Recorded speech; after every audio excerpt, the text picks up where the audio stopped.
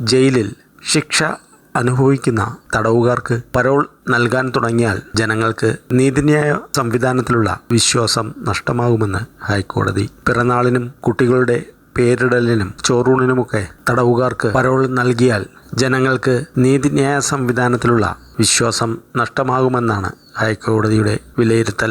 കൊലപാതക കേസിൽ ജീവപര്യന്തം തടവിന് ശിക്ഷിക്കപ്പെട്ട പ്രതിക്ക് ഭാര്യയുടെ ഗർഭപരിചരണത്തിന് പരോൾ അനുവദിക്കണമെന്ന ഹർജി തള്ളിയ ഉത്തരവിലാണ് ജസ്റ്റിസ് PV കുഞ്ഞികൃഷ്ണന്റെ നിരീക്ഷണം. വിയ്യൂർ സെൻട്രൽ ജയിലിൽ കഴിയുന്ന കണ്ണൂർ സ്വദേശിയായ പ്രതിയുടെ 42-കാരിയായ ഭാര്യയാണ് കൃത്രിമ ഗർഭധാരണത്തിലൂടെ 2 മാസം ഗർഭിണിയായത്.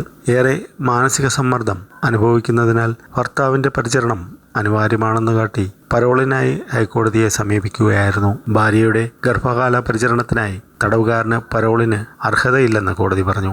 അങ്ങനെയുണ്ടായാൽ കുറ്റവാളിയും സാധാരണ പൗരനും തമ്മിൽ അന്തരമില്ലാതാകും. കുറ്റവാളികൾക്ക് സാധാരണ പൗരനെ പോലെ ജീവിതം ആസ്വദിക്കാനാകില്ല. ഇരയുടെ കുടുംബം ഈ സമൂഹത്തിലുണ്ടെന്ന് ഓർക്കണം. ഇത്തരത്തിൽ പരോൾ അനുവദിച്ചാൽ അവർക്ക് നീതിന്യായ സംവിധാനത്തിലുള്ള വിശ്വാസം നഷ്ടമാകും, കോടതി പറഞ്ഞു. ഇതിൽ നിന്നും നാം മനസ്സിലാക്കേണ്ടത് കുറ്റകൃത്യങ്ങളിൽ ഏർപ്പെടുന്നതിന് മുൻപ് സ്വന്തം അച്ഛനമ്മമാരെയും കുടുംബത്തെയും മക്കളെയും ഭാര്യയെയും മറ്റു ബന്ധുമിത്രാദികളെയും ഓർക്കണമായിരുന്നു.